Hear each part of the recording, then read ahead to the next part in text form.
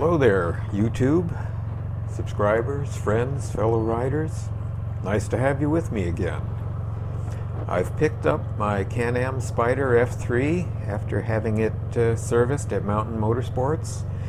I got as far as Farragut, which is where the warning light snapped on. The very first day I took delivery of it back in June of 2017. And it's been a recurring problem, according to their computer, 5 times. Well, it's been fixed. I made it, no warning light. They put in a new DPS unit, covered under warranty. Thank goodness for that. Now we're going to see about that whine that I've had consistently. They're claiming that it's belt harmonics, and they said that they adjusted the belt.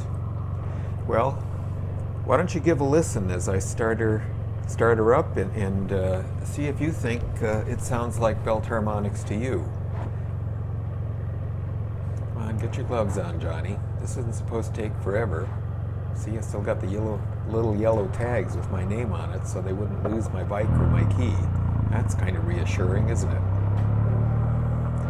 But anyway, I was pleased with the DPS fix. So let's give her a listen. See what you think.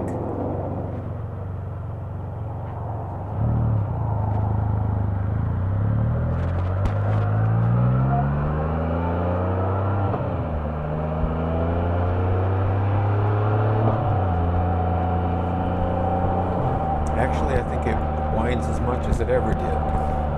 So I'm going to be looking into a belt tensioner. A couple ways to go, at least. There's the really nice one from Nelson & Nelson, billet, about $175. And there's the cheap one for under $40. I got a sense maybe that's a little bit too cheap. I'm not sure I would want to use that. I don't know how long it would last or how well it would function. I looked for a picture of the one that comes from BRP and I couldn't find it. I found that they had one and it wasn't priced where I was looking on their website. And I thought that Le Monster Garage had one also.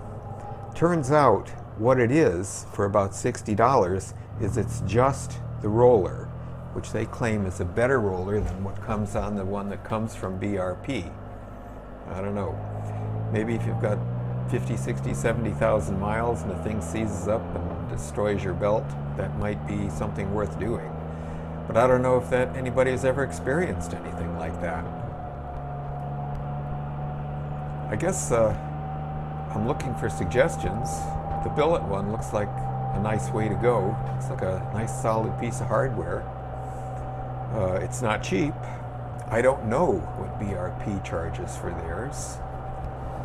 I could have had them install it while I had the Spyder in there, but I don't know. I got a feeling if I had done that, it probably would have been $200 or $300, and that's pretty pricey. And according to what I've seen, it's not that difficult to install one. Great Rides had a video on how to do it, and it really didn't look like it was very difficult. And you did a good job of explaining it. Maybe I could just live with the whine. I don't think it's hurting anything, but it is a little annoying.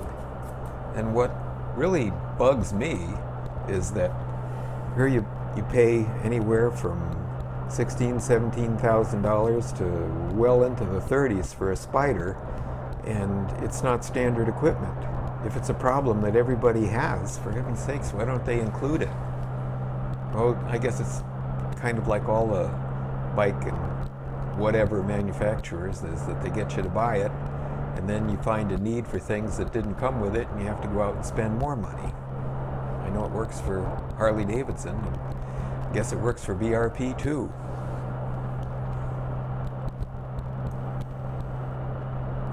Well, anyway, here I am scooting along on US Route 11, a road that I obviously travel very often, getting back and forth to Farragut and Knoxville and so forth. It has kind of an interesting history for me because US Route 11 goes right by the street I grew up on in North Syracuse, New York.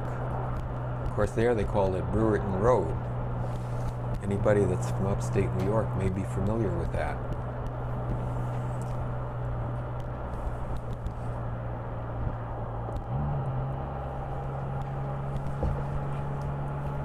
Well, thanks for riding along with me.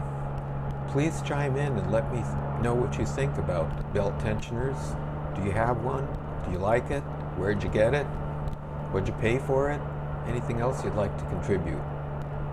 I think it's the way to go, but I'm certainly open to opinions that are not in agreement with that and would like to know why.